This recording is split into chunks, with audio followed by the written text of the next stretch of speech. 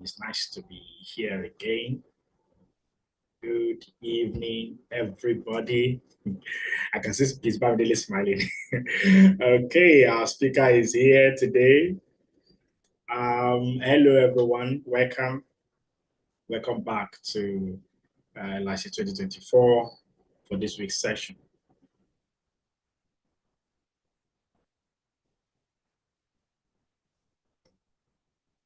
Okay.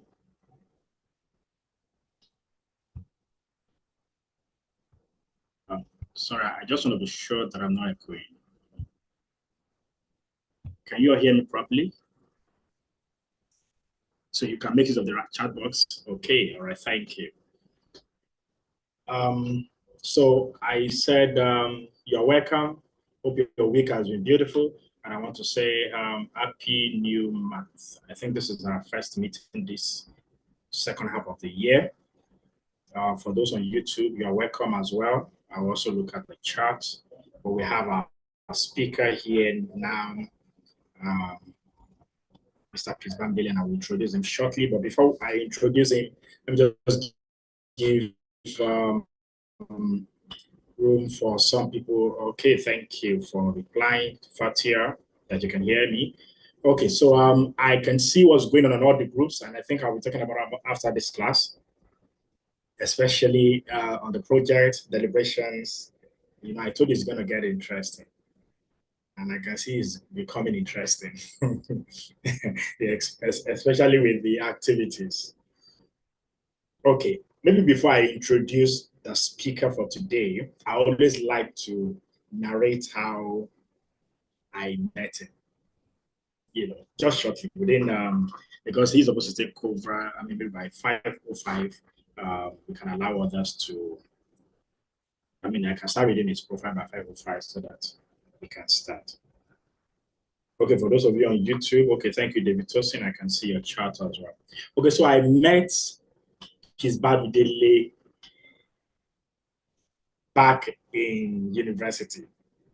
You know those kind of experience you have, and you're wondering why. You're wondering what's the purpose, what has God has in store for you. So when I got into the university, when I was in year one, Miss Bamidele was in year three. And he was the best student, you know, he was the class governor, he was intelligent, he was popular for his intellect, especially amongst the lecturers as well. But somehow I don't even know how. So I have a couple of friends too that work together and we try to study. So we decided to reach out to our predecessor, who happens to be Peace. So we're looking for the best amongst them, and we learned, oh, Peace is the one to reach out to. And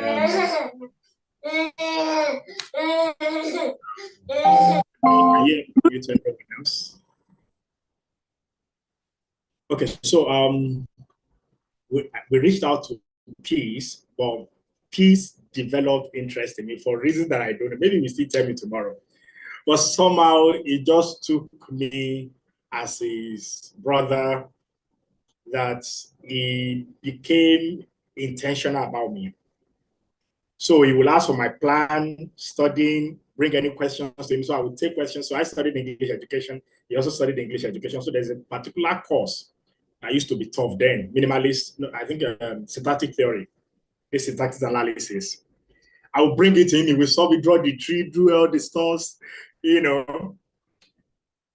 Peace is a first-class student in all ways, you know, intellectually and in terms of delivery. You know, some people know it by books, they can write, but when it comes to talk, they can't. But bring it to Peace anytime. He will not say, okay, I've not prepared. He knows what he's doing, you know. And since that time, he never stopped.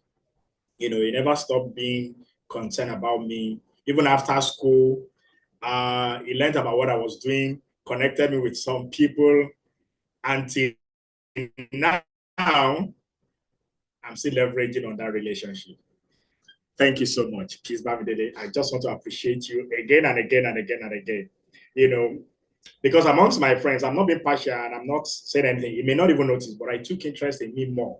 So he will reach out to me more than I think he will reach out to others. So, and then I was just wondering, why did this guy like me more than others? God is wonderful. God is wonderful. So I'm loved. Hallelujah. Okay, so let me read Peace Bamidele's profile. This is just an abbreviation. This is just a summary. Peace Bamidele is loaded. Peace Bamidele has been coming for LICs from, I think, from the first inception, I think from 2020 or 2021. You know, and he has always made himself available. You will see, you know.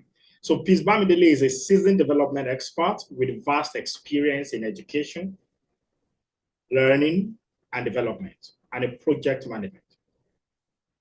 Holding a master's in educational management and planning, he has spearheaded numerous impactful initiatives. As program director of EduAid, he implemented over 20 education initiatives across 50 schools. Should I allow you to breathe on that first? All right, I read on. Coordinating a team of over 500 volunteers.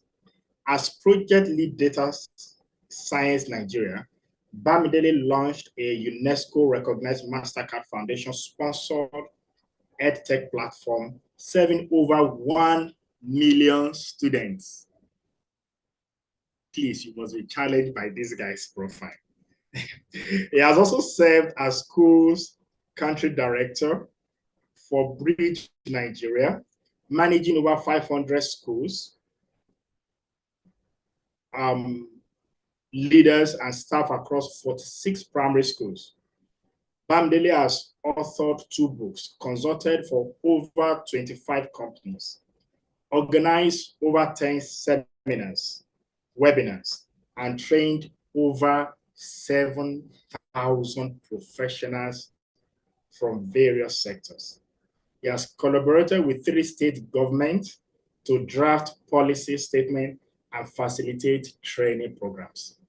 Please, I want you all to help me celebrate my dear brother, Mr. Peace Bamidele. Please, in the chat box, can you please welcome him? Can you welcome him? You're welcome. You're welcome. Hello, everyone. Hope you can hear me loud and clear. Amazing. Yes. Great to be here, and such an honor to be here again to join you all. I hope you can hear me loud and clear from wherever you are. Good morning, afternoon, and evening. And welcome to another edition of the Leadership Intelligence course. I know some of you have been here for the last several weeks, joining week in, week out. And I want to congratulate you for your heart of openness, your willingness to learn and be better and to improve yourself. And again, welcome to the second half of the year. It's my honor to be here, and it's such a delight to see my good friend again, Ayodeji, Mr. Ayodeji Olasomi. We've come a long way, and it's so heartwarming to hear that story again. I mean, I took interest in you because I think we're alike in many ways. Okay, so I saw that in you at that time, and I took particular interest. I'm happy that we're still together, changing the world together, doing great stuff together. And well done on all the great work you're doing, you and your team, the diligence, the consistency, the labor of love and selflessness and sacrifice that you have put into this is really commendable. And I say well done to you, more grace and more strength to you. Well done. And for everyone who has consistently joined as well, I want to urge you to continue to join. There's a lot of value. I was just going through the YouTube page, and I've seen that a number of sessions I've held already. And I want to commend you for those who have joined. And if you haven't joined, go back to the YouTube pages and watch the sessions again. There are many things for you to glean and learn from. It may just be one sentence, one statement from somebody that will solve that challenge, that would help you in that career, in that job in the future. So please don't take these for granted. Save these sessions, attend these sessions as much as you can. And I believe you're going to be inspired. And you're going to learn a lot from these sessions. I'm here to share along the lines of my passion. I'm sure you already know the title is Managing Emotions Under Pressure. Managing Emotions Under Pressure. And there's an extended title there that says Strategies for Resilient Leadership. Managing Emotions Under Pressure. Strategies for Resilient Leadership. Thank you all for welcoming me. I can see all the chat room. Hopefully we'll have time at the end to take some questions. I have a lot to share with you today. But of course, as always, the great challenge I always have is that I do not have enough time to cover the things I would desire to cover. So please bear with me and just follow along. It may be something you've learned before that I'm reminding you of again, or maybe something new that you are saying, okay, I should try that. I should consider that. Perhaps this is the solution I need. Okay. We're living in tough times right now. Okay. It's a tough world we're in. Things are getting increasingly tough. Nigeria is tough. The world is tough. Globally, things are tough. The price of things have gone up. There's inflation. There's all kinds of evil in the world, killings. There's war and riot, chaos, and all these things are pressure in and of themselves.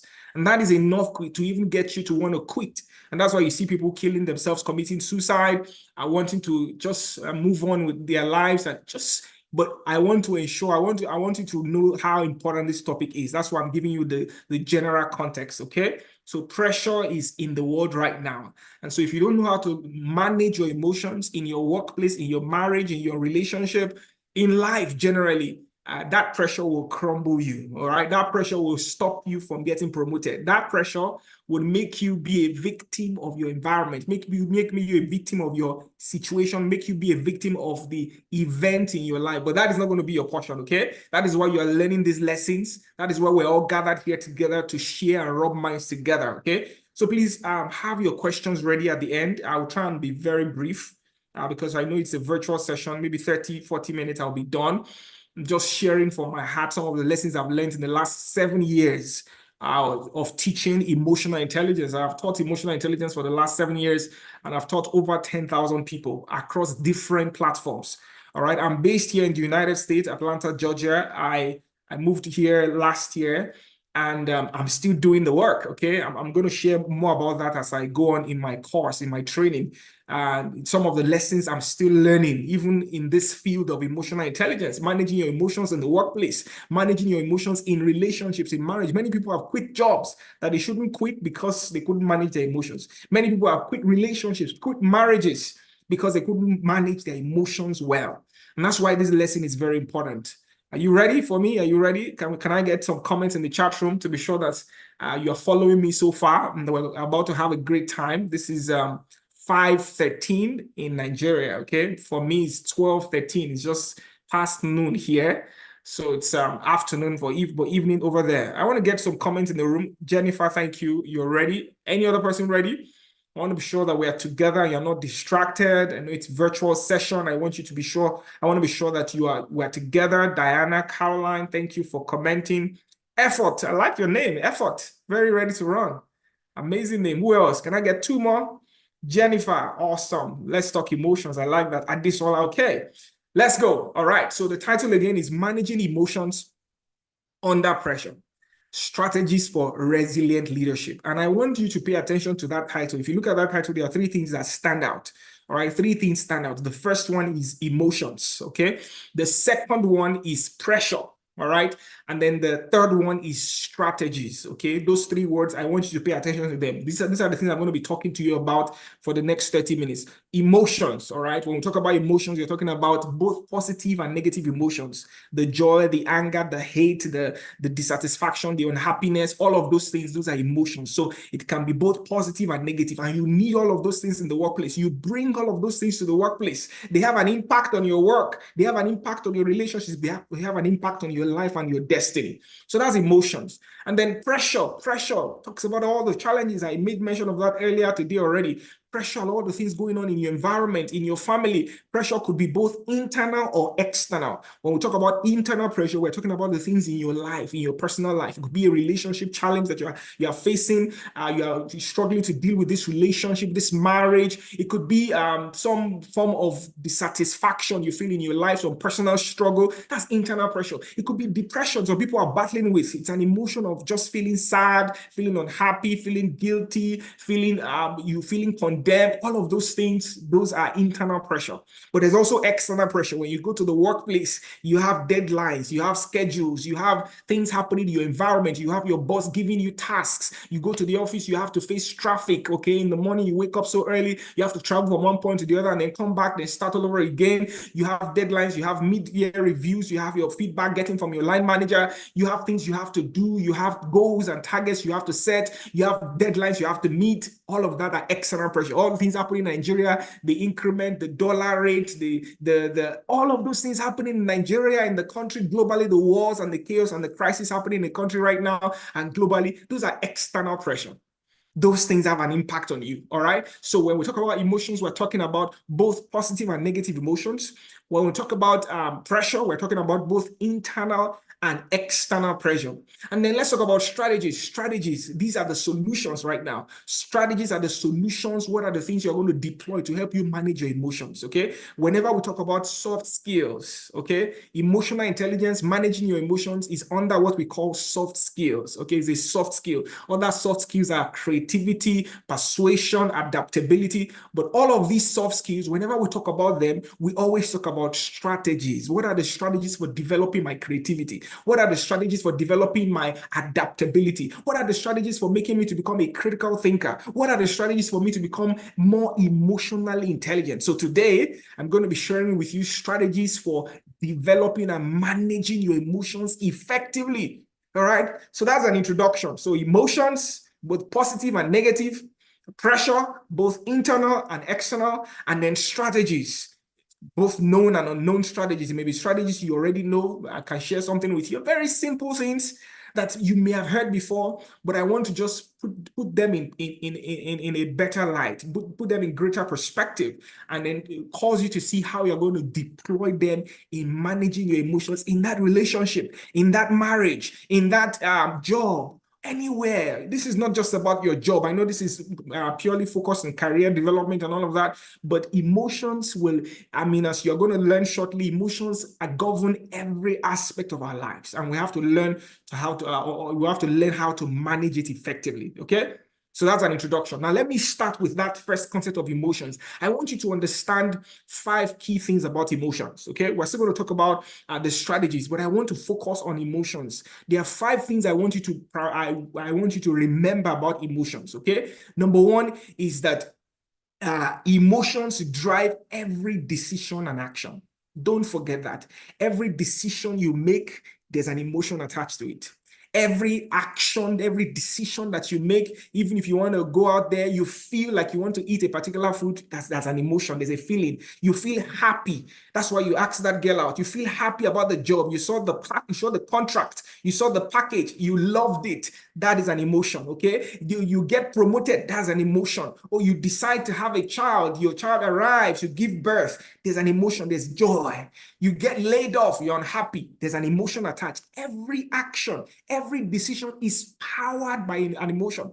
That's why you must not take emotions for granted. Emotions govern everything, even the cells. I'm not quoting from my brain. I've studied the field of emotions for the last 6, 7, 8 years. Emotions govern the cells in your brain. Emotions, they are wired all through your body. Emotions, the things you feel, the urges. You feel hate, you see people killing each other on TV, on the screen, you see all kinds of news, people committing suicide, they feel a certain way. They feel depressed, they feel sad. You feel people happy, excited, you feel people passionate about their jobs. Emotions govern our lives. That's one thing I want you to know about emotions, number 1. The second thing I want you to know about emotions is that emotions are there every single time, even if you're not expressing them. Every single time you are seated right now, looking at me right now, all of you have emotions running through you. As I'm talking to you right now, there's an emotion that I'm sending into your mind. You're feeling, okay, who is this guy? Who is Bamidele? I don't know. Maybe some of you are distracted. You're not even looking at me. Some of you are saying, okay, what is he saying? Where is he going to with this? There's an emotion. Either you are feeling excited about what I'm sharing, either you're feeling attentive about what I'm saying. There is an emotion. Every single time you walk into a room, you are expressing emotion. Your face is expressing an emotion. You can walk into a room and people will say, why do you look sad? Why? Because there's an emotion that is powering the facial expression. You walk into an environment and everybody just feels excited. Why? Because there's an emotion. You exude joy. You radiate beauty. Emotions, even if you're not expressing it, you are actually radiating it by just being yourself. That's how powerful emotions are. And that's number 2 thing I want you to learn about emotions. So they don't just only govern every aspect of your life, you are also actually radiating emotions every single time. Every single time you move, you act, you breathe, emotions, everything. All right. The third thing, number 3 thing I want you to learn about emotions is that You send emotional messages all the time, automatically, still connected, okay? The third one is that emotions are there even if they're not expressed. Then the fourth one is that you send emotional messages all the time, automatically. Right now, I work for a Fortune 50 company, UPS. That's where I work. And anytime I'm engaging my boss, my line manager, I'm able to look at her face and I know what she's saying. And I'm going to teach you some of those strategies today. You have to be able to tell body language. Body language is a game of emotions. Some people have not understood body languages. That's why they have now lost their job. All right. You ask that boss about something when you should not, at the wrong time, gets angry with you, lays you off, especially if the boss is a toxic boss, which is a common question I often get asked a lot. Emotions, you have to be sensitive to emotions. Anytime you are listening in a meeting and you are quiet in a meeting, some bosses that are smart, they are looking at you, they are seeing you are passing emotions. Either you are showing an emotion of disinterest, or yeah, you are showing an emotion of tiredness. You can literally, if all of you turn on your cameras and I can see your face, I can literally be telling who is listening. Some people are emotional readers. They can read your emotions from your face. And the higher you grow in leadership, the higher you get promoted, 10 years, 15 years of experience you have in your job, the more you have to learn how to read and manage emotions. Those are the things that matter. You go into a contract, you go and bid, you go and bid a contract, and they're asking you to make a presentation, and they're asking you, and you are looking at the body language, looking at the signs. Those are the things that will make you to regulate what you say and what you don't say. Some people just go in there and just say anything. You're not reading the signs. You're not reading the room. Being able to read the room is a function of managing emotions. It's a function of mind. So you are automatically dispensing emotion. Some people, just by folding their arms like this, it means something. Some people, just by crossing their legs a certain way, it means something. You have to master the art of managing and reading people's emotions. So people are dispensing. You can't fake your emotions. It's a part of your wiring. If you are displeased, it will show. If you are excited, it will show. If you are sad, it will show. If you are depressed, it will show. If you are angry, it will show. The words will show. Emotions, very powerful. That's number 3 thing I want you to know about emotions. Number 4, I want you to know about emotions. I'm setting the stage here, okay? Emotions motivate and demotivate people about everything. One of the greatest causes of productivity in the workplace. If you want to be productive, just stay motivated. This is why employers promote people, increase their salaries, send them on vacation, send them on different things, just because they want to sustain their motivation. What motivation does for you is it gives you a positive emotion. Positive emotion. Anytime you have negative emotion, your motivation level dries. Have you ever tried to do a very difficult project when you're the least excited? It's going to be a struggle. But when you're excited about it, you have a positive feeling. That job, you just finish that assignment very quickly within a matter of 30, 40 minutes. When you are stressed, when you are anxious, when you are tired, you are worried about something, you realize that your days just drag. It takes a long time before you get something done. But when you are excited, happy, you are excited, you're happy, it's a new month, you just got promoted, everything is going, and you get on a task in 30 minutes, 1 hour, you're already done with the task. Emotions is a secret source to motivation, is a secret source to demotivation. You want to guard your emotions. That's why managing your emotions is key. When you don't manage your emotions, your motivation begins to go. When your motivation goes down, so does your productivity. When your productivity goes down, your boss sees it. And they begin to send you queries, begin to send you letter. Why didn't you respond to that email? Why didn't you do this? Emotions govern motivation. Number 5 thing I want you to know, which is the last thing before I go into some juicy details, is that emotions are contagious. There are many more things I can say about emotions, but these first 5 things, I just want you to pay attention. Emotions are contagious, especially by the time you begin to rise in leadership. If you look at people who are presidents of corporations, presidents of departments, presidents of units, their emotions can influence the entire team. If your boss is angry, everybody will be working on eggshells around your boss. If your boss is excited, the office is excited. Everybody's happy. Our guy's in a good mood today. Our guy's in a good mood today. That's the thing about emotions. You get into a meeting and you can literally feel the tension when the person anchoring the meeting is unhappy. When the person anchoring the meeting is unexcited. Emotions. When somebody has had a bad day in the morning and they come into the office and you're supposed to meet with that person, the person is your line manager, and they have some negative vibe around them, it can ruin your entire day. Emotions are contagious. What signals are you sending? What emotions are you passing across? Are you a team leader? Are you a line manager? Or you work under somebody? What vibe are you sending? Remember, you don't even have to express it. It is there. It is there. I work for a boss where just by looking at you, he can tell whether you're excited about that project or not. He can tell. And that's why your emotions, you have to regulate it, because the higher you don't know the kind of bosses you're going to be working with. And they are looking at you, they are studying you. Emotions can be the secret to your promotion. Everybody can be productive. Everybody can be so good at what they're doing and so good churning out results. But when it comes to when they want to promote, they'll say, who is the most passionate about this thing? And what they're looking at is your emotion. Who is the most passionate? Your passion will show in how you respond in meetings. When you talk about something in meetings, they will call you for meetings and you're just all quiet and you don't see anything. It's a sign. Your emotions are powering you to keep quiet. It's a sign that you are not interested in this thing. They will just conclude that way. Things are moving very fast. People don't have time to begin to decide what is he thinking, what is he thinking. They just make decisions based on your emotions. They look at you, they see, you are frowning. Maybe he's angry, maybe he's not interested in his job, and they skip you for promotion. They look at you and they see that you're always smiling, you're always happy, you're always excited. Even if you don't like the job, they will think, wow, this guy likes the job. Let's double his salary. This guy is doing well. Let's promote him. Let's send him on vacation. Emotions, very powerful. Seems like a very small thing, but very powerful. Now, let's go into some other key details, all right, of emotions and pressure.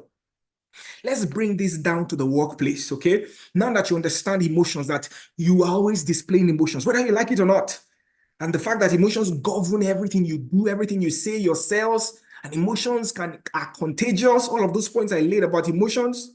But now I want to now bring it to the context of the workplace before I now seal the deal with the strategies that will help you. Let's think about this for a little now. The following emotions and how they play in the workplace. Let's talk about an emotion called anger. Let's talk about an emotion called anger. I'm sure everybody here, at one point or the other, you have felt angry before, felt angry. But in the workplace, what are some of the things that can get you angry? What are some of the things you can put some of them in the chat room? What are some of the things that get people angry in the workplace? One quick example is when you're working with a bad boss.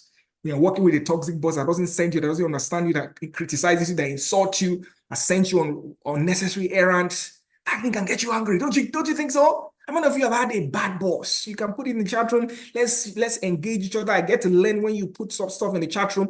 Anger can be powered by wrong bosses when you're working with the wrong line manager. And this is number one question I get asked every single time. Even just last month, I did a session on emotional intelligence on how to manage toxic bosses.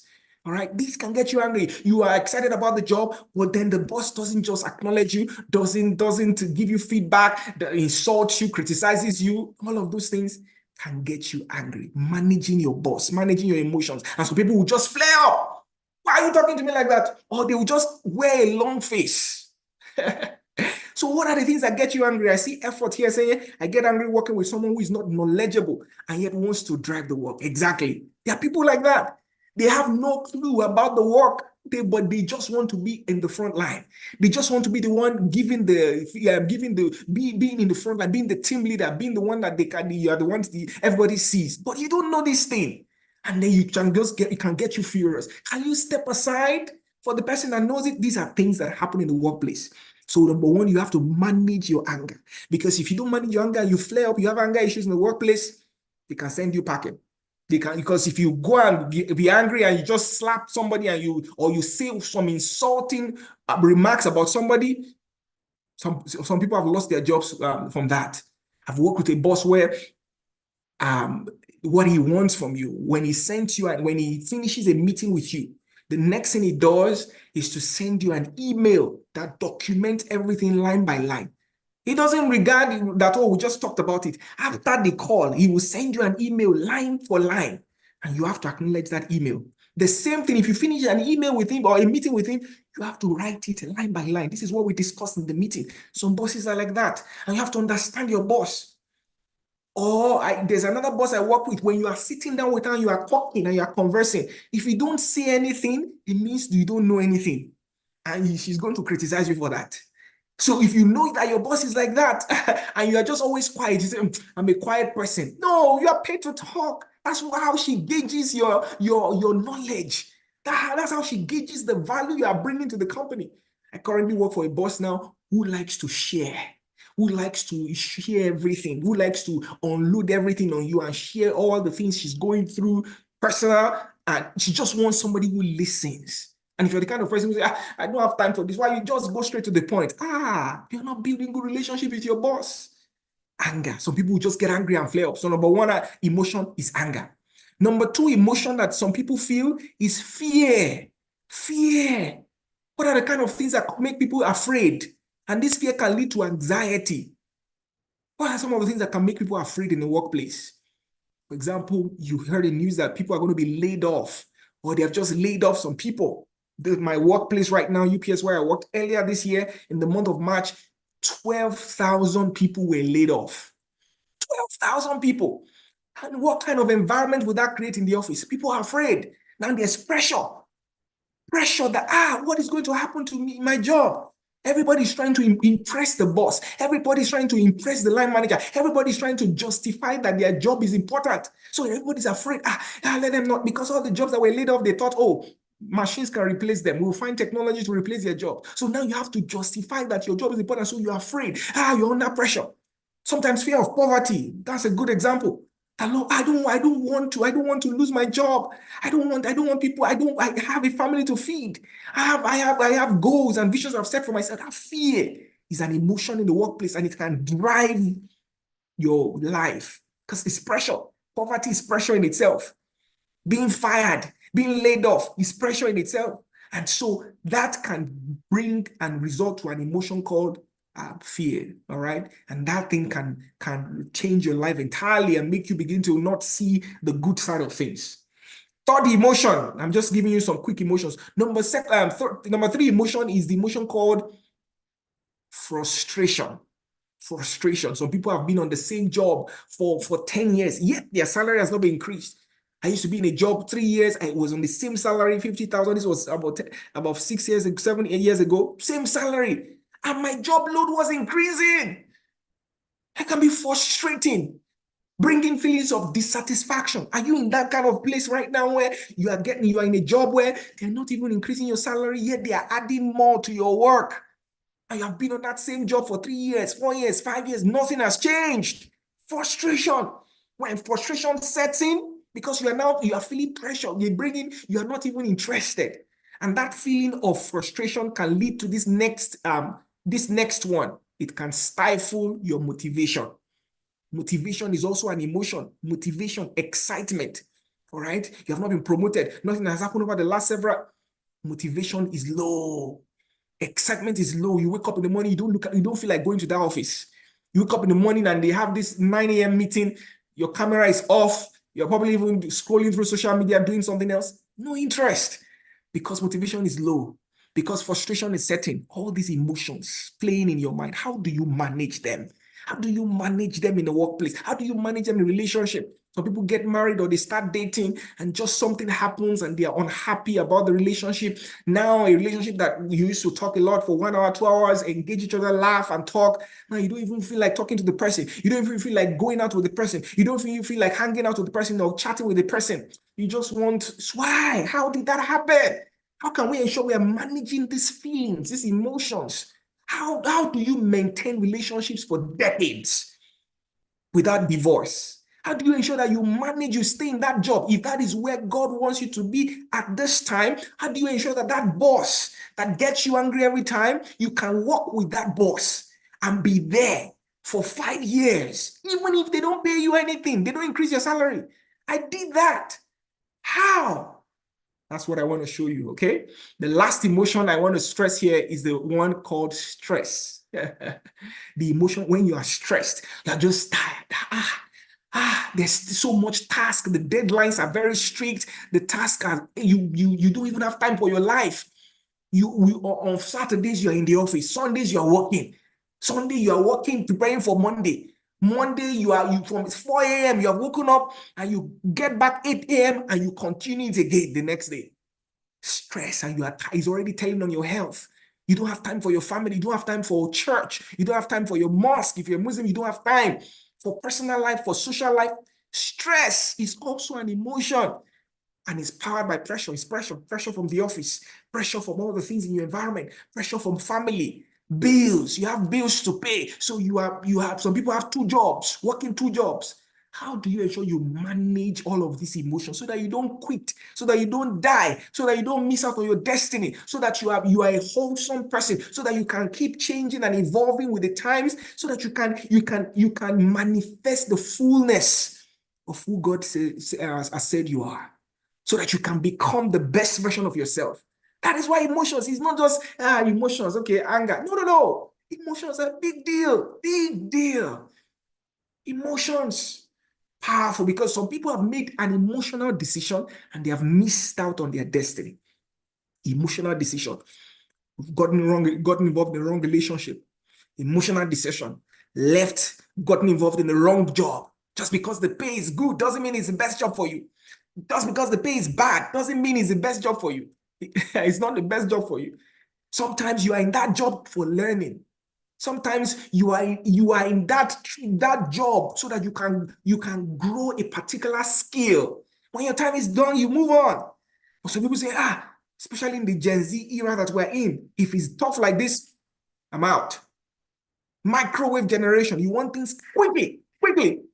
You have abandoned the work is called process, training, process, training. Anything you feel like this, you just react. You just react. Anybody insult you like this, the Twitter generation, the X generation, they just X you. They cancel culture, all of those things. You feel anybody feel angry like this, they respond back. They just say something insultive.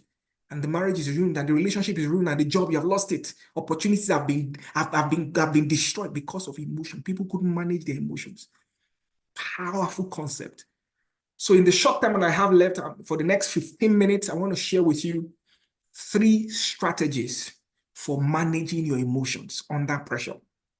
3 strategies. These are by no means all the strategies that I know. I have tons of strategies over the years based on my interactions. I've managed a team of 500 people twice, managed as volunteers, managed at full staff.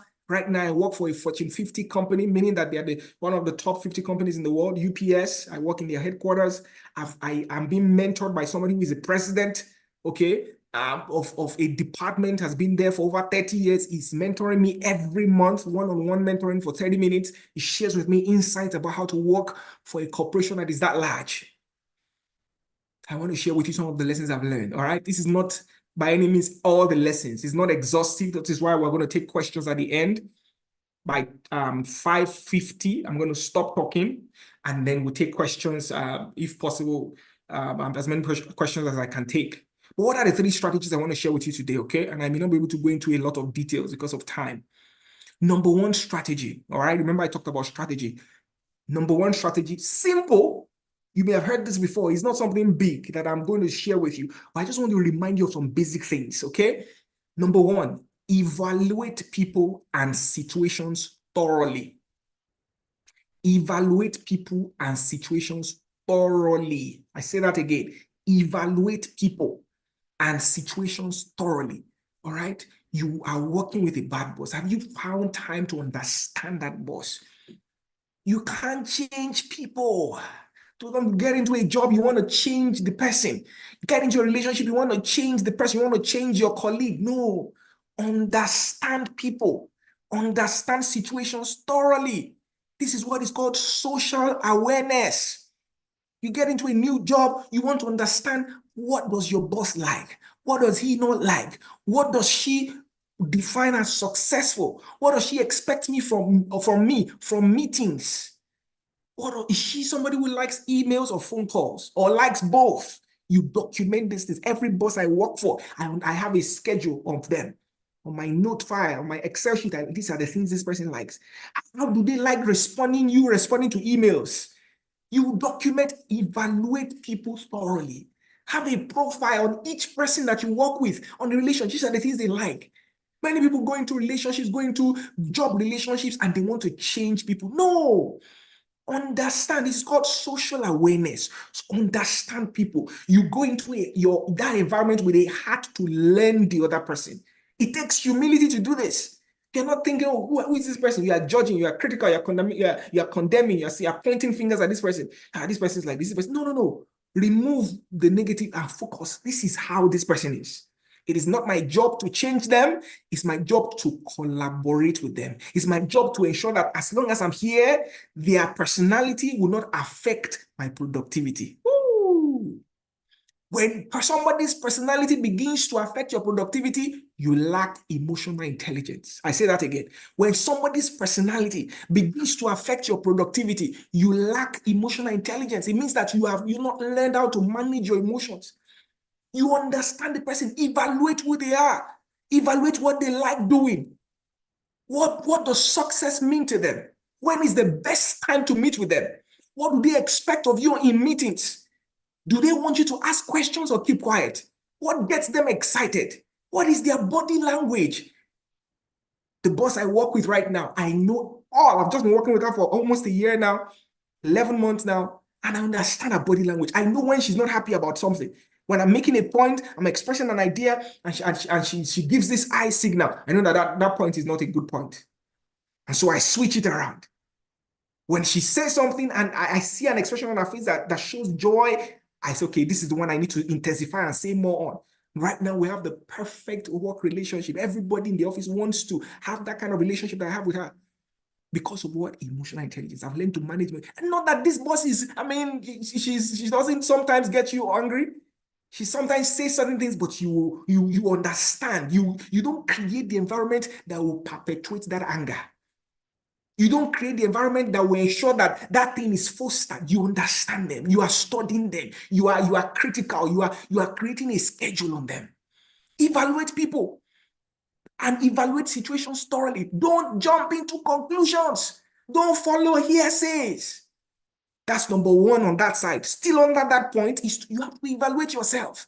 Do you know who you are? Some people don't know who they are. What are you bringing to the office? Who are you? What value are you sending to that office? What is your strength? Are you a great writer? Are you a great speaker? Do you work well with technology? Are you great on social media? Are you a great communicator? What value are you bringing to the office? That is what is called evaluating yourself. Do a SWOT analysis of yourself, your strengths, your weaknesses, opportunities, what threats. What can you not do that you know that this one, I'm not so good with this thing. I'm not so good with Excel. I'm not so good with talking at meetings. And so how are you able to manage that with your boss so that they know that this weakness, you are conscious of it and they are not using that as a yardstick to measure you so that you don't get angry unnecessarily when they now point that as a feedback for you. Some people don't know how to receive feedback. But how are you managing that feedback such that even before the feedback comes, you already are managing the relationship with your boss? There's a session I teach in another place called managing your boss. So people don't know how to manage their bosses. So do a SWOT analysis of yourself. What gets you hungry? Why are you in that job? How long do you want to stay in that job for? What are the things you are wanting to achieve on that job? What is your goal and your vision for being on that job, for being in that relationship? Why are you in a relationship with that person? Where do you see yourself in 5 years, in 10 years? Why? Ask those questions critically. Evaluate things critically. Don't react emotionally. It's because people have not processed things intellectually and logically. That is why they are reacting emotionally. Emotions are all over. They're just, loving up. They have not assessed. They get involved in the wrong relationship, even though there are clear signs that this person is the wrong person. They react because somebody said something bad, even though there are clear signs that this is the job for you. This is where you're going to be trained. This is where you're going to cultivate all the skills. All the tough bosses I've ever worked with, I learned the best from them. All the tough bosses, I learned the best from them. Even if they say wrong things, bad words, I just dust it off. I develop a thick skin. I just evaluate and say, look, I'm going to learn how to talk better. I'm going to learn how to present better from this person. So number one, because of time, evaluate situations. Don't jump into conclusions. Think long term. Don't think about just the fact that this job is just for 2 years, 3 years, at most 5, 6 years, and you move on with your life. At most, all of you here, some of you here, 20 years, 30 years, 40 years, you're still going to be 50 years. You're still going to be 60. You're still going to be 70. You're still going to be 80. There's still more years ahead of you. So why get angry over a temporary situation? Meanwhile, you should be learning from it, growing from it, developing from it. And so people now resign and quit that job just because somebody got them angry. And they miss out on an opportunity to be trained, to be equipped, to be the better version of themselves. So point one again is evaluate things. Don't jump into conclusions. Don't make emotional decisions, okay? Think about things critically. Think about things. Give things time. Time gives perspective, all right? There's so much more I can say on that point, but because of time. Number two strategy to managing your emotions under pressure is that you have to manage your time, your talent, and your temper. You have to manage your time. I call them the 3 T's. Manage your time, manage your talent, and manage your what? Temper. Whenever I talk about or teach about time management, I teach it differently, all right? It's not the calendar clock, okay? Where you have, okay, what do I do 8 a.m. to 10 p.m.? That is good. Having a to-do list, 8 a.m. to 10 a.m. and this like that, that's great, okay? But I've discovered from personal experience that more important than managing your time is managing your energy. Manage your energy. If you manage your energy, you manage your time. Don't forget this thing. I've learned this several years ago and it has helped me. I mean, we're trying to manage their time, but they're not managing energy. Your energy is what gives you time. I'm telling you, if you're well rested, you can compress time. That thing you're supposed to do in 5 hours. Well rested, you can finish it in 30 minutes, 1 hour. Well rested. Manage your energy. When you begin to see that you're feeling stressed, feeling tired, feeling weak, rest. Sometimes sleep is the best thing you can do for yourself. Sleeping. Sometimes when I have tough deadlines, tons of things to do. Right now, I'm managing 2 companies, Marquillis Consulting, Marquillis Foundation. I'm here in the US and I'm still managing those 2 things. I have a 4-week training starting in the month of August, next month for teachers and educators. I'm speaking here at this conference. I have another conference coming up next month that I'm speaking at.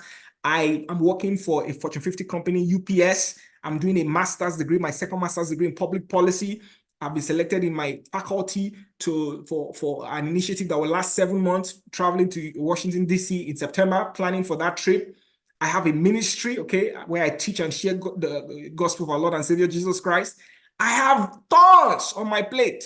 How do I manage my time? I don't manage my time. I manage my energy. I manage my energy. When I begin to feel tired, I just sleep. I rest. I maximize that rest period. Of course, it's important to also manage your time, which is why I talk about the concept of project managing your life. I have an Excel sheet for everything that I have to do. I have to-do list, all the things I have to achieve before the end of the year, all the things I have to achieve before today. I know exactly what I'm going to do after I'm done with this training session. I know the specific things. I know the tasks that inspire me, that motivate me. All right. If you are not managing your time and managing your energy properly, then your emotions will be all over the place. Remember that fear is an emotion. Tiredness is also an emotion. All right. Manage your time. Number 2, also under that, is managing your talent. You have to manage your talent. If you're not growing, you are going to feel stuck. If you're not growing, you are going to feel stuck. What are you doing with your talent? Wherever you are in that business, in that job, in that relationship, if you don't feel as though you are growing, you are becoming a better version of yourself, regardless of what is going on in the company, regardless of whether they have paid your salary or increased your salary, are you growing? Are you learning something? How are you managing your talent? Have you documented what you want to be? By the time you are done in this company, what kind of skill do you want to have developed when you are done in that company? Your talent, you have to manage. Nobody's going to manage your talent for you. You have to take ownership of your talent. Where I work today, I had to go and meet the president. I told them, I said, I want you to mentor me for the next 1 year. And he said, yeah, why not? I went there and now he mentors me on high-level concepts on how to manage people, manage relationships, things I've never heard before, things that you can never read in a book. I go online, take courses that are along the lines of my passion. How are you managing your talent? Where do you want to, what is the next job? Are you changing your CV, adjusting things to see that all the achievements you are recording in that company, you are putting and documenting it down? These are the things why people react unnecessarily, because they are not seeing improvement in their life. And so they just get frustrated and they begin to pay attention to things that don't really matter. Getting paid matters. Improving getting your salary increased also matters. Very important. But guess what? The money will come and go. What stays with you is what you have invested in yourself. What stays with you is the knowledge. All these things I'm sharing with you now, where do you think I learned them from? I didn't learn them from some salary. No, I learned them from relationships, staying on the job, being there for 5 years when nothing was working. Built one of the most successful organizations back then. Before I left the company, I managed over 500 volunteers, doing all incredible stuff. I was earning 50,000 naira. For 3 years, I was earning 350K with all the passion and the energy and the excitement. But guess what? All of what I did there, I'm still using those skills today. When people see me and I speak in a certain way, I address people in a certain way, I manage relationships in a certain way, I manage projects in a certain way, I manage people in a certain way. It came from there when there was no sign of salary going to increase 50,000. At some point, it became 80,000. I was managing 500 people. Improving project. Manage your talent. You have to cast a vision for your destiny and see that this is where I'm going to. All right. Temporary setbacks here. Things may not be good for me here, but I am going forward because this thing is what I need for the next level. If you don't have that vision, that perspective, then things, you just realize that you just begin to get tired. When pressure comes, you just want to quit. You just want to run to the next job. And some people have run to the next job over and over again. So manage your time, manage your talent, and manage your temper. Your temper. Temper. There's something about temper, getting angry, all right? Anytime before you react, before you say something, pause for 6 seconds.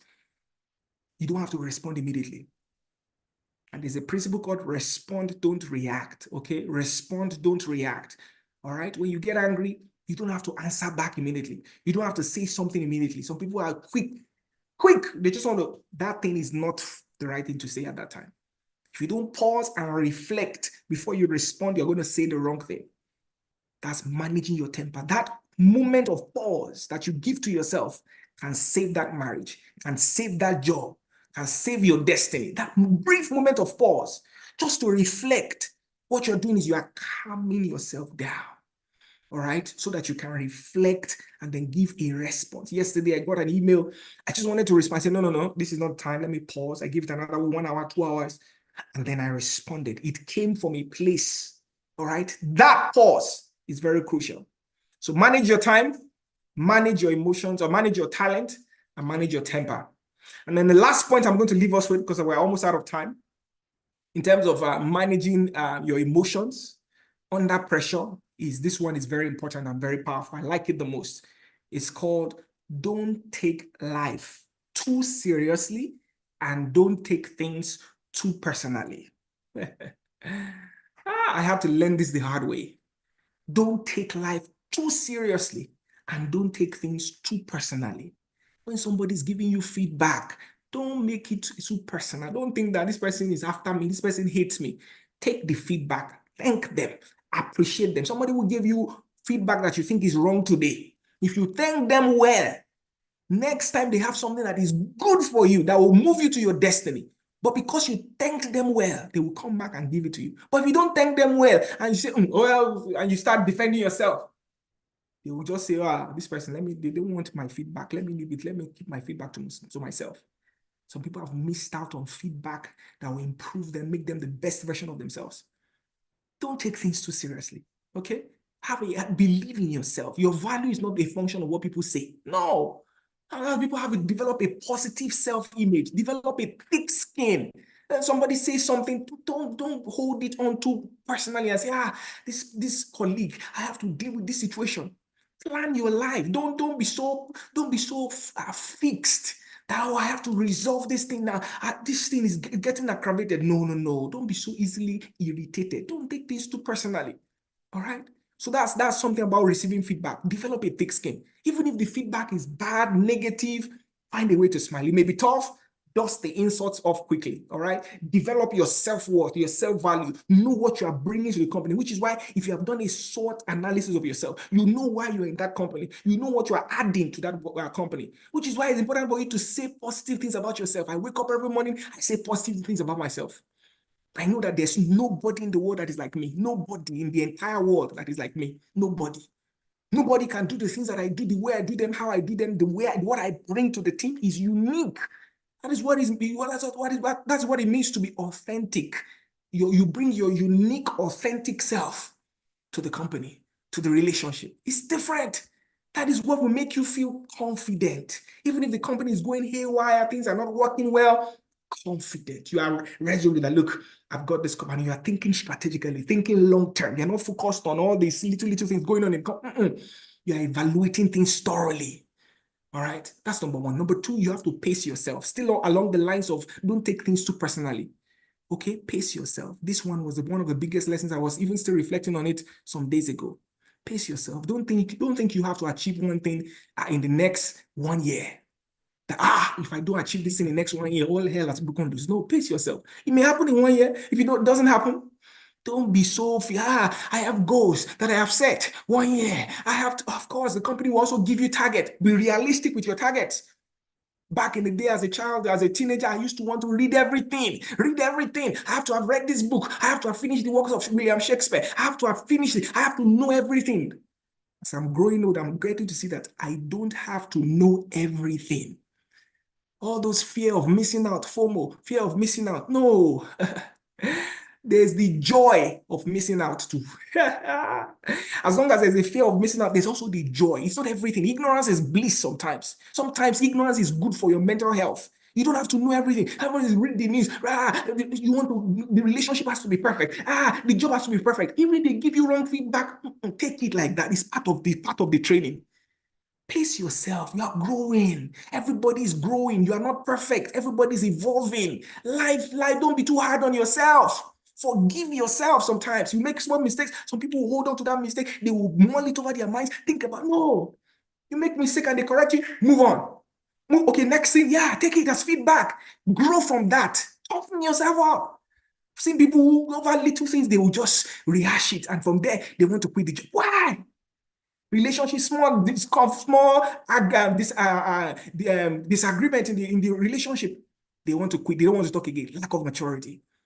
Because they have not managed their emotions. Grow up. Things life, you are still going to be 40, 50, 60, 70, 80, 90.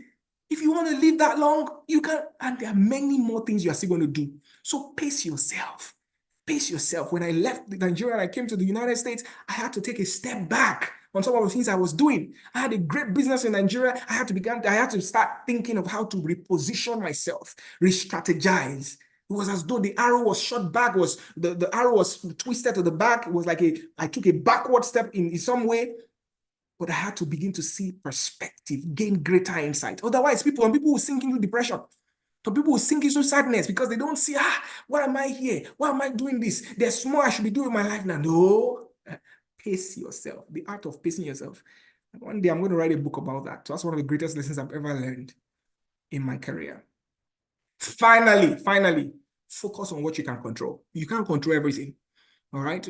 A wise man once said, there are two things you can control. There are two things you should never worry about. Number one, what you can control. And number two, what you can't control. Two things you should never worry about. Number one, what you can control. And number two, what you can't control. Because if you can control it, then why worry? And number two, if you can't control it, then why worry? It means that there's nothing that you should be worried about, actually, because everything in this life falls under those two things. Something you can control, something you can't control. So focus on what you can control. Don't think about this one. You want to control your boss. You want to control this colleague. No. You take my hands off. Control your Just focus on things you can control. If you can contribute to helping the relationship become better, the job become better. But guard your joy. Anything that steals your joy and steals your peace is stealing your destiny. I say that again. Anything that is stealing your joy and is stealing your peace, stealing your destiny. Joy and peace, they're like fuel. What fuel is to a car? You can have a very beautiful car, a Ferrari, brand new, brand engine, brand seats, brand steering wheel. But if there's no fuel in that Ferrari, it can't move anywhere. That is what joy and peace are to you. Once your joy is down and your peace is down, you're not moving anywhere. With these few points of mine, it's 6 p.m. right there, and it's 1 p.m. right here. I believe I've been able to give you some insightful words about how to manage your emotions. There are many hundred other things I can say and share with you, but we're out of time, and hopefully I can go into a bit of more detail next time. But if there's still time, we can take a few questions. I'm here to take a few questions, and then we'll be done for today. I hope it was value for your time. Thank you so much for tuning in. I wish you a great time of learning on this platform, of also becoming a better version of yourself, of managing your emotions so that you can maximize your destiny. Thank you very much. Peace, Bamidele signing out. God bless. Thank you so much. Oh, wow, that was a powerful one. Well, as usual, it's always powerful with this Bamidele, honestly. It's always powerful. And I'm sure we have some alumni here who probably may have listened to the session before. It's always a beautiful one. See the comment section. It was a value for time. I need this so much. Wow, what a session. Thanks for the enlightenment. Awesome value. Thank you so much, Mr. Bamidele. Great. Even on YouTube, they'll be dropping light bulb moments. It's why get angry over temporal situations, evaluate situations when your efforts are always nullified. Emotions are contagious. Give it time. Manage your time, talent, and temper. Thanks for the emotional fuel. Yes, so yeah, it's been awesome. And just for you guys, if you guys think you are the only one learning, I'm also learning. If I switch on my camera, you see I listen keenly, because, well, I'm learning as well. Emotional intelligence is something beautiful, really beautiful. Don't worry, God willing, I think Mr. Bamidele will also come for teachers training, God willing, in August. So if you want, you register for teachers training, I'll let you know. Please type your questions now so that you can quickly answer. I can see one question. Please let the questions keep coming. To be honest, even presently, if I have a big project or have a vision, I still consult him. I still reach out to him. I know I still discussed one with him recently that we spent quite some time, talking about it, sent him a voice note and stuff. So it's always good for you to surround yourself with someone like this, honestly, because there is an in-depth of knowledge that you will learn, things you will gain. Thank you so much once again. God bless you. All right, so let me read the questions out. Wahid Lawal is asking, how do we become aware that we need to be emotionally intelligent? Awesome question. Great question. First of all, feedback from your environment. Your environment is always giving you feedback, okay? You have to be sensitive to the environment and the feedback that is coming from your environment. If you see that you're not productive enough, that you're not managing life, if you see that you are always sad, unhappy, you're not productive, you are always down and out, you're always feeling stressed and unhappy, that is a cue for you to manage your emotions, that you have to develop emotional intelligence. If you see that you're always angry at somebody, if you see that you're always your boss, you're always in antagonism, or you're always fighting with your boss or your colleague or somebody you're in a relationship with, you see that there's always friction, there's always conflict, there's always something that is getting you worked up, angry. That's a cue for emotional intelligence to be developed, okay? I hope I answered that. The environment, the feedback will tell you. The environment will give you feedback, and you have to listen to that environment. And I can tell you for free, everybody needs to develop emotional intelligence. You don't even have to wait to know. Everybody, I am still developing. Every time you grow in your career, it calls for more development of emotional intelligence. Anytime you advance in your life, you get married, emotional intelligence. You have kids, emotional intelligence. You get a new job, emotional intelligence. You have to grow in that consistently. You switch into a new job, you have to higher form of emotional intelligence. Okay. So yeah, I hope that answered it. There's a second question here also. Yes. So the question on YouTube and the one on Zoom sounds like, so I'll just ask the two together. So the one on YouTube, Kazim is saying, how can one manage a boss that hates you? Not dislike, oh, that's in his words. Kenny is also asking, how do you manage your boss who wants the result but is not ready to give resources? Yes, I mean, like I told you, anytime I teach on emotional intelligence, a question on bosses always comes. I always get a question of why managing a boss. Managing a boss is the most common question when it comes to emotional intelligence, because that's the person you report to. And it's unfortunate that in Nigeria, things are like that, okay, with the bosses and line managers, team leaders, the people that you report to, and the people that, I mean, your subordinate, the people that they are training and coaching. It's unfortunate that the relationship is not always so good, okay? But here in the United States, there's nothing like that. All right, you can walk up to your boss, you can have conversations, meaningful conversations, you can tell them your mind, you can ask questions, you can ask them, what do you think about this? All right. So what I would say to you, because of the context, the Nigerian context is different. It's that culture where people want to respect or overly respect. Yes, sir, yes, ma. Everybody bowing down, worship you as though you are Lord and God. No, no, no, you are not Lord and God here in the United States. Everybody, we are colleagues, we are working together. All right. Even if it's the president you're talking to, everybody, they see each other as a team. All right. But where you are now, which is why context is different. Context is important. Let me start with the first one. If a boss hates you, or have you found out why? All right. Do a social awareness. Why do they hate me? All right. What is the reason? Why do they hate me? What is the reason why they hate me? All right. Is it something that I do? Is it something I say? Is it my productivity? I can tell you for free, if you are doing a good job, producing good results that is making your boss shine, your boss will not hate you. Your boss can never hate you if you're producing results. Results and productivity silence hatred.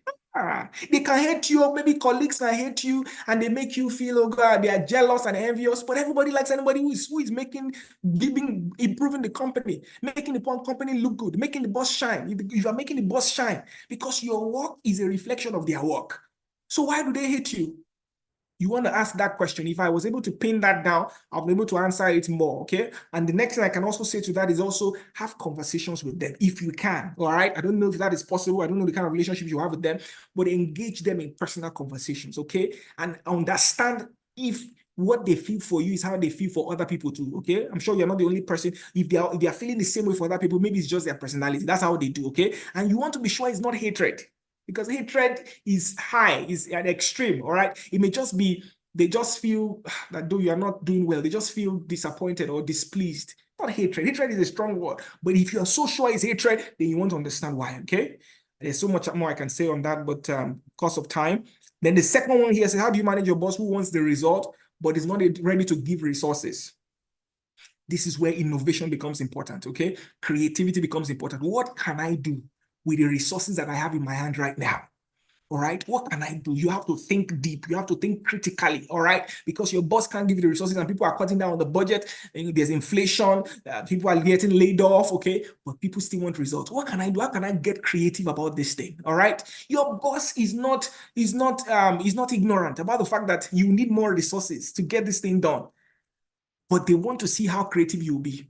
Sometimes, and guess what? And I want you to listen to this, okay? This is something that may save your career, all right? Kenny is the one who asked this question. Sometimes it's not about getting the result. Sometimes it's about how you receive that assignment. Sometimes it's not about getting the result. It's about how you receive that assignment. The boss knows that it's difficult, that it may be difficult for you, that you may need more resources, but he wants to gauge your perspective, seeing how well will this person receive this and not complain. So all those people that complain easily, but ma, you don't, this thing is not, I need more money to get this thing done now. Can't you see? No, no, no. They just want to see how well. Don't complain. Don't receive it grumbling, murmuring.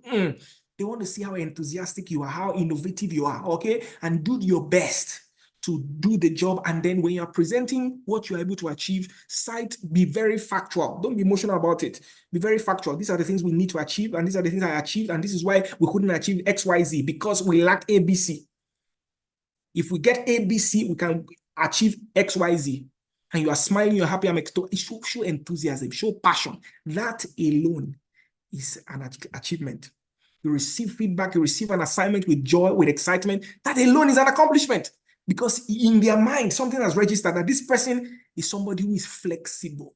This is somebody who is ready to learn, ready to jump in, ready to support, even when times are tough. I hope I answered that a little. There's more I can say on that as well. But yeah, that's what I would say. Okay, there's a question here. It's a bit long. I can just read it here so that I can just attend to it. So what I want, this is from Kester. What a wonderful teaching, sir. I'm happy I didn't miss this. Thank you so much. Here's my question. I have a team that I'm managing, and some of my members don't take the job serious. And sometimes it has made me react with anger. Wrong response. I have heard it's wrong to talk to my people with anger, and that affects the job performance. What do I do, sir? Great. You're in a good place. You are the team leader. No better place to be, Kester. No better place to be. And if you are the team leader, you can transform that team. Don't be so job oriented. The first thing I will tell you, don't be so focused on results. Okay. Have you tried to build a relationship with your members? Don't try to be so. I know there's pressure on you from the top, from your line managers, from your superiors to get the result, to get the job done. Okay. Focus first on building a relationship with your team. All right. Let them see who you really are. Who is Kester? Kester is not the person who gives policies, gives instructions, gives tasks and deadlines. No. Kester is somebody who is kind. Kester is somebody who is genuine, who is friendly. Kester is somebody who is nice. Kester is somebody I like working with. When they know that about you, that's a starting point. You appeal to them. People don't care how much you know until they know how much you care. I know it's a workplace. It's not, you're not supposed to be so emotional in the workplace, lovey-dovey, affectionate, but guess what? Emotions govern relationships. Emotions govern actions, govern productivity. They want you to develop something with them. Don't be a boss.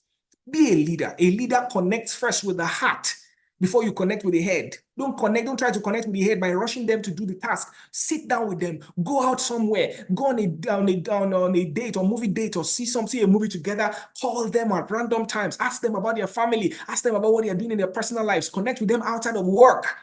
Let them see that you are trying to develop something with them outside of work. And then begin to slowly bring in the work, okay? Don't be angry. If you get angry easily, you have already lost before even starting, Kester. There's so many things I can say on that, but I hope that helped you. Connect with them first, okay? Why he says, how can a leader or anyone who is aspiring to be a mentor help direct people towards developing their skills, emotional intelligence, without sounding rude? Oh, I too know. All right, people usually would want to. You want to develop people's emotional intelligence, okay? People need to be interested. They must want to learn.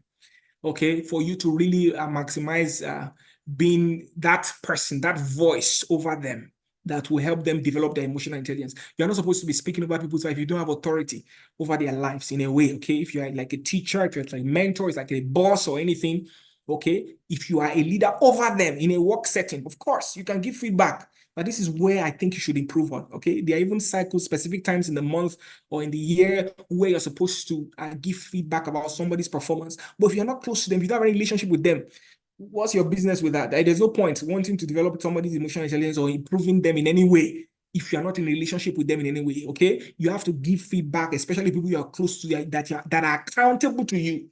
All right, people that are accountable to you are the people that you give feedback to. All right, but if it's just a random person somewhere, the other way is to first develop a relationship with them. All right, don't correct anybody you're in a relationship with. Okay, develop in a relationship with them. Be friends with them first. Imagine I just come into your room, I come into your life, I just begin to tell you stop doing that. Oh, this one is good. This one, Who are you to tell me something? No, am I in a relationship with you?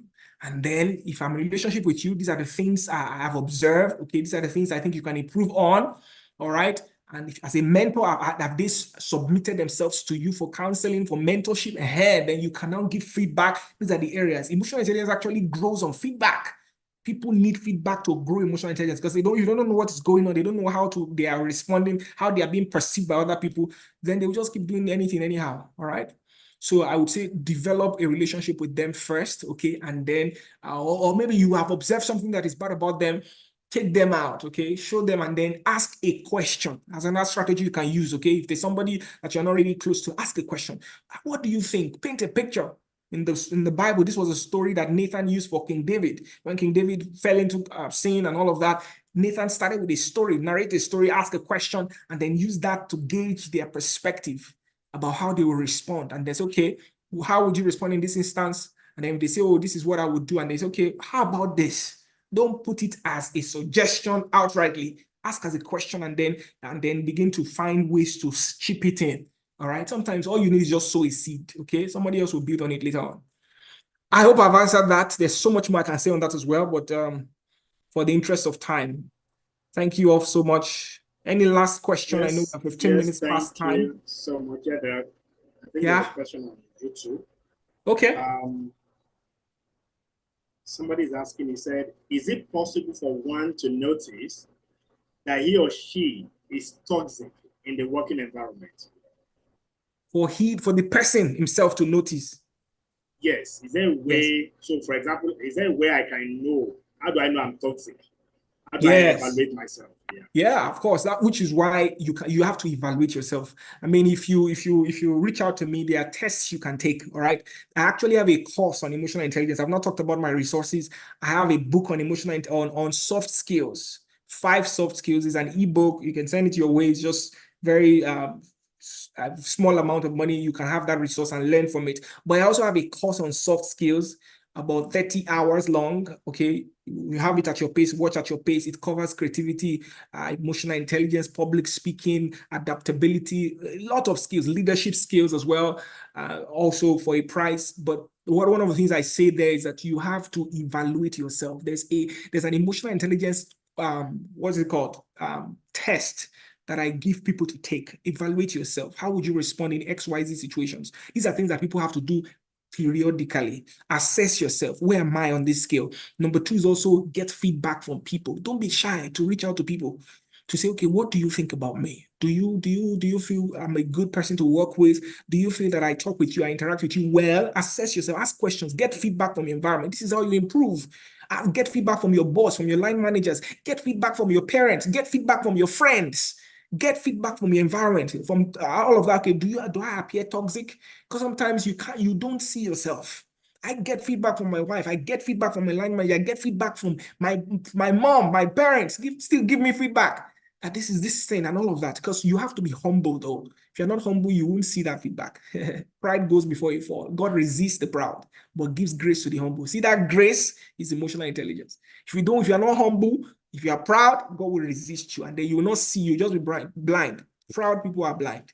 So you want to be humble and then read the signs from the environment. Okay, I hope that helped you. All right.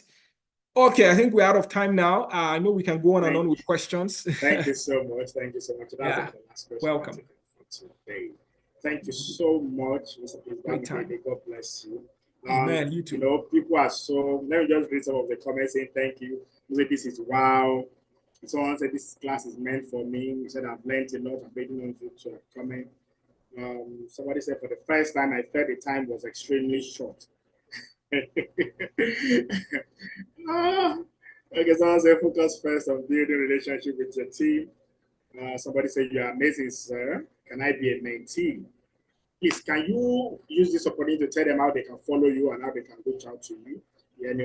Okay, yes, please. So for Instagram, I do a lot of stuff on Instagram. So first of all, you can follow me on Instagram. I'm posting it in the chat room now. And then on LinkedIn as well, I'm dropping my handles on LinkedIn and IG. Those are 2 places you can really follow me for my work and see some of the things I do. First of all, I also want to put a disclaimer out there. I'm a Christian. I love God. I serve God. I post stuff related to God as well, and Jesus, who is the Lord of my life. Okay. So if you don't like that, that's a disclaimer out there. I know the kind of world we live in. People don't like those kind of things, but I always try to put a disclaimer out there. Okay. So these are kind of things you see, but there's so much more to me than that as well. So that is my IG and LinkedIn page. And then you can also reach out to me on email if you want to get my courses. What's it called? My course and my book. Okay, there's a book called The Missing Link of Education, and there's a course titled Soft Skills Toolkit, the Soft Skills Toolkit course. Okay, reach out to me on that email address and you will get all these resources, not for free, of course. And then you would, I will tell you how much it costs, but very affordable. You have access to that. You can continue to learn more. If you want to be a mentee, if you want me to mentor you, of course, I can always do that as well. I will find a way. There's somebody I've been mentoring for the last 1 year. Somebody who works with Shell, been mentoring him every month. He got promoted after 10 years of not being promoted. He got promoted after 3-4 months of being mentored by me. Gave him strategies. And now he doesn't even have plenty time again because now he's a senior person now, making more money and all of that. But yeah, mentorship, especially with what I'm learning right now in the different culture in the United States. Nigeria, great country, but we have a long way to go. There are many things that we're missing in terms of managing relationships, managing people.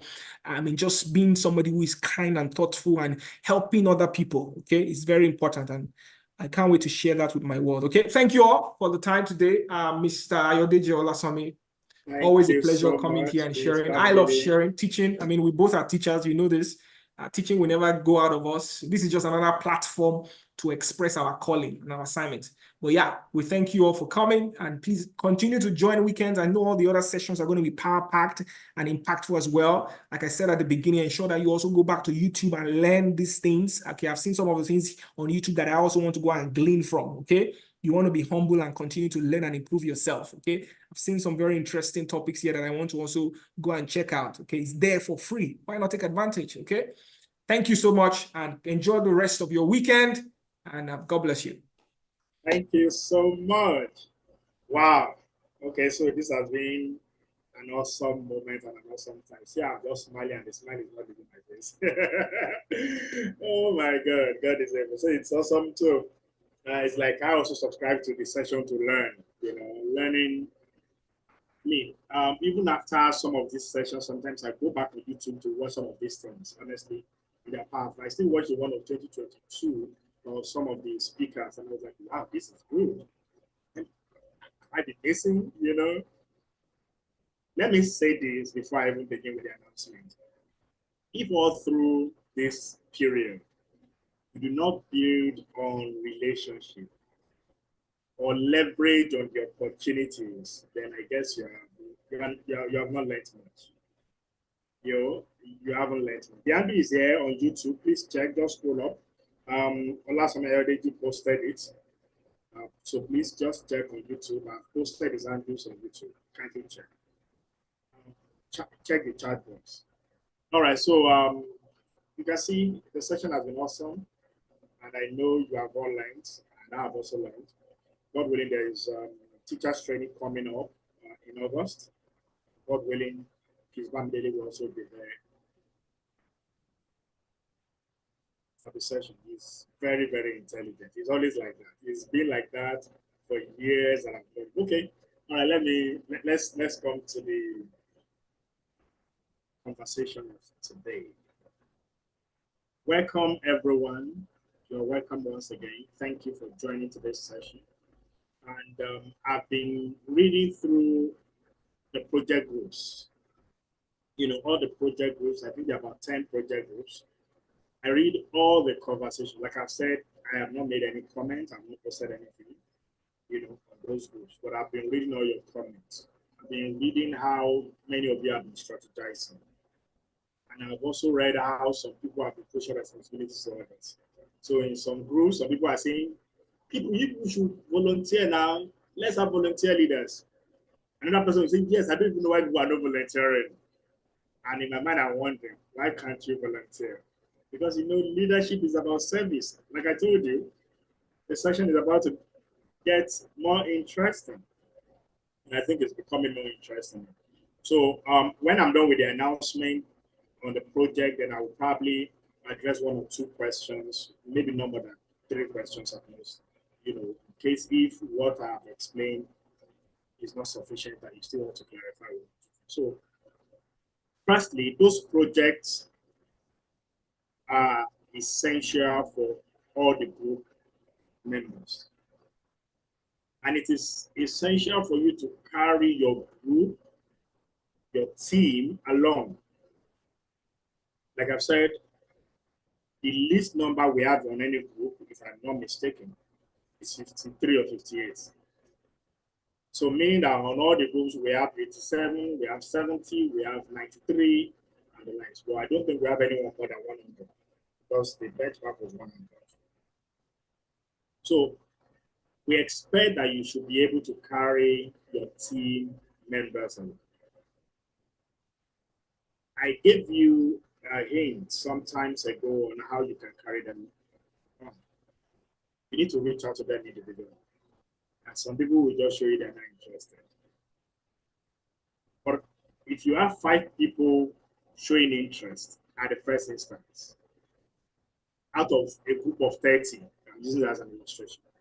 If you have 5 people out of 30, what you need to do if you reach out to them individually, you will likely get up to 12 people who will eventually show interest and participate. I'm just giving that figure because it is what has worked over time. You know, tagging them also works on the group. When you tag them on the group, that works. But that's part of the evaluation. How you influence people, leadership is leading. So how you influence people to follow you, that's difficult. That's part of the difficult task. The difficult task is you want to influence people to follow you to do something, even when you know that that thing will benefit them. Some people will say, I don't care, even if it benefits me. Yeah. So try that out. Now, as regards the project topics itself, let me state this. No matter what your project topic is and your suggested activities, no group should contribute money. Please, we're trying to ensure that things don't get out of hand. No money must be contributed for any project.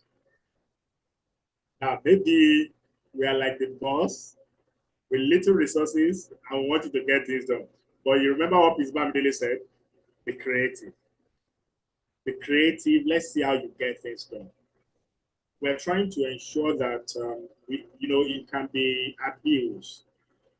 And, just like rightly said from the beginning, the live session of this training is always free. Well, it's been free for a couple of years. For the on-demand course, we will not likely be free, like you may have seen on the LMS platform. So we don't want anybody contributing or making payment for anything. Just think of a way out how it can work. With that being said, the suggested activities are just like the word, they are propositions. They are propositions for the topics. But if you look at those suggested topics or activities, they are almost essential for your topics. Now, you don't need to carry out all the suggested activities.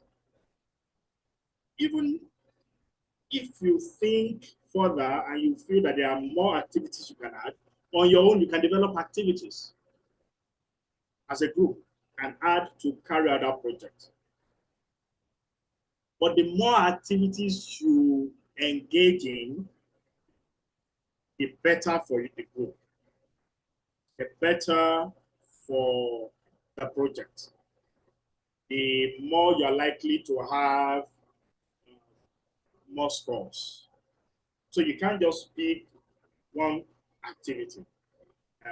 That's not fantastic. So the more activities you can pick, the better. In fact, I was reading through one of the groups and I saw somebody making a suggestion of strategies. I almost wanted to give the person a thumbs up, but I said, no, don't let me be biased. I've said I'm not going to make any comment on your propositions as you're suggesting and stuff, But I don't think it costs anything. Let me share that idea generally, because I know the project coordinator has shared strategies with the leaders. That's Kufre. Kufre has been doing a great job, really. He had to deal with many people attending to people, sometimes midnight. He's still working, reaching out to many of you. God bless you. And all the alumni. So,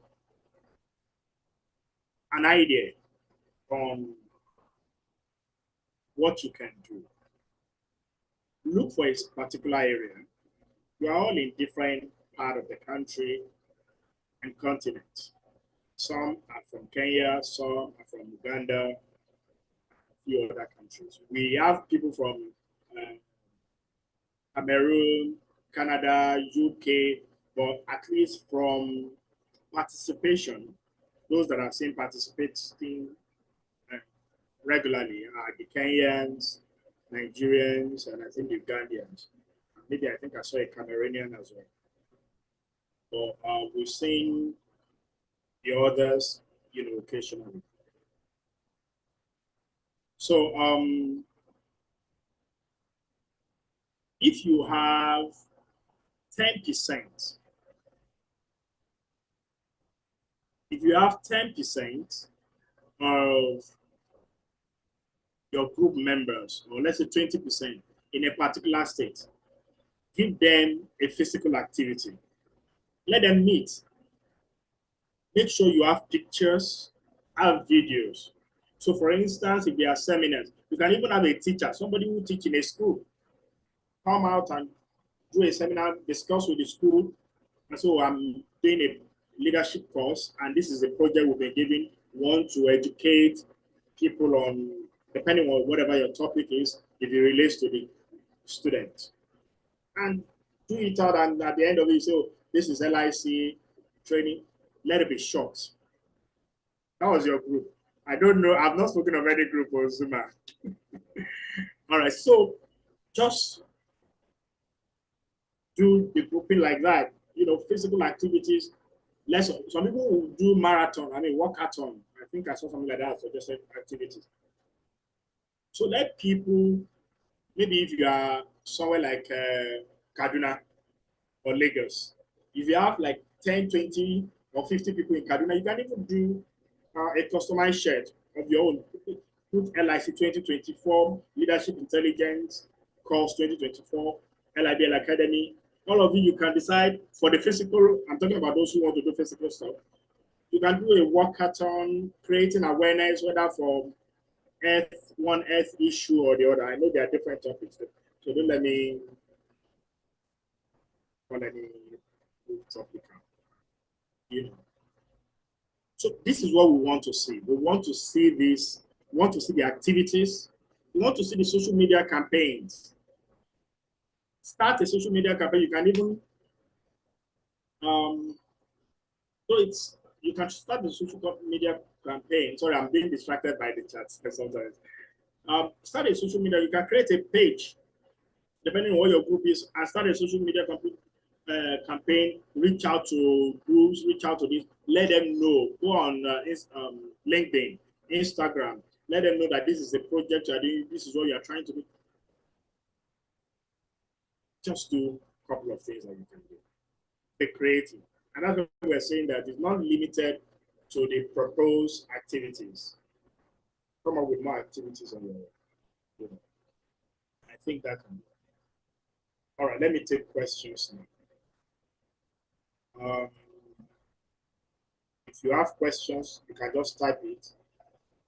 Please, I'll just read your questions. If there is no question, then I'll just end. I will then end this session and then look forward to tomorrow's. Hello, everyone. Even though it's the end of the program, I just want to reach out. Okay, Aisha, how are you?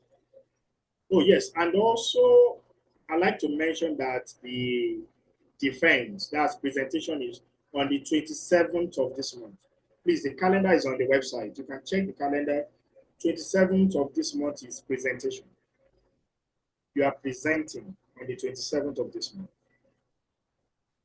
You are presenting on the 27th of this month. Let's ensure that we connect. One of the main things that I want to ensure that we're able to do here is also to leverage the connections, networking. You need to network. And one of the best ways for you to network is through programs like this. You meet people through group projects. Some of you are on, I know some of you are already making friends even on those groups, one of the groups. So, yes, I await your questions. A lot of us missed previous tests. Can we have access to previous tests not done? Okay, apologies. Once the test is done, you just need to look forward to the following week's test. And that's why we give almost a whole week, a couple of days for you to write the test. So once that test expires, you have to just wait for the following week. I'm sorry, for the following week. But if you do well in the project and you still do the remaining test, there's a possibility. If you do well in the project, if you participate in the project, because it's very important, And I think many of the groups should be past talking stage by now, and you should be getting to, implementation stage. Yes, you will also have a presentation. Okay, so the presentation is going to be a PowerPoint. Somebody asked on the group, one of the groups, and said how many pages. As many pages, it depends on your project. So if you have a video recording or pictures, you can tag LIBL Academy on Instagram, with the name of your group, LIC 2024, the name of your group. Then in your presentation, let it be stated. You can put the pictures there, even though you can't put videos there. You can tag LIBL Academy on YouTube. I'm just reading questions, please.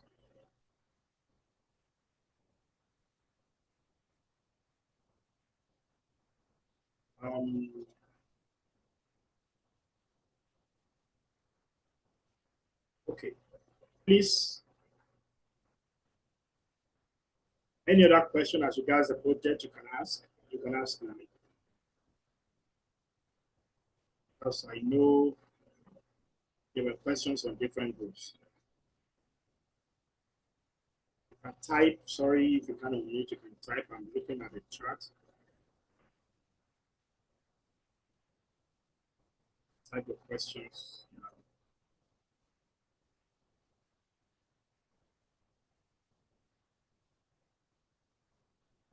Okay.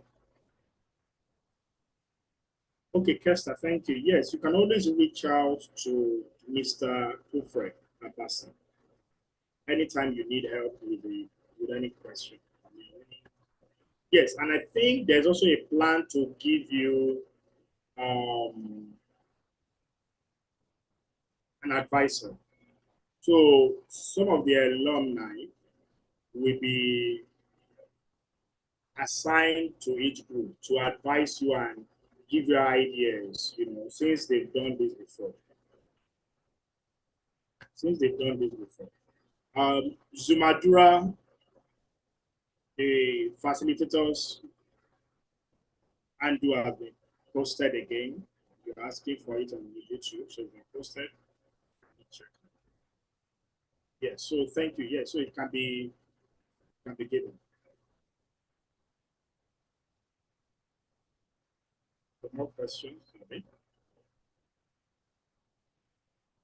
What if in a group everyone is scattered all over the world? How can we go about the surveys? Yes, in a group actually, it's like you may likely have some people who are not in your country, who are not in the same country as you. That's why I said there's a need to find out where people are. I know some groups are doing that, some groups are not doing that. But whatever works for you is just a suggestion. So I know of a particular topic. There's a particular, I can't remember which topic, but I know there's a particular topic that does not involve physical activity. So the activity is more of a survey, the suggested activity. So those ones, you don't need the ones, you don't need to say, okay, you want to have a physical meeting. Well, like I said, the more activities you're able to engage in, the better it is. All right, so in the absence of any other question, I think I've been able to answer your question. So if you have people in different countries, just find out, you can give them online activities to participate in, whilst the people in a particular area can do more of the physical activity. Thank you so much. I'll see you tomorrow in tomorrow's session. I believe today has been an awesome time. Bye-bye.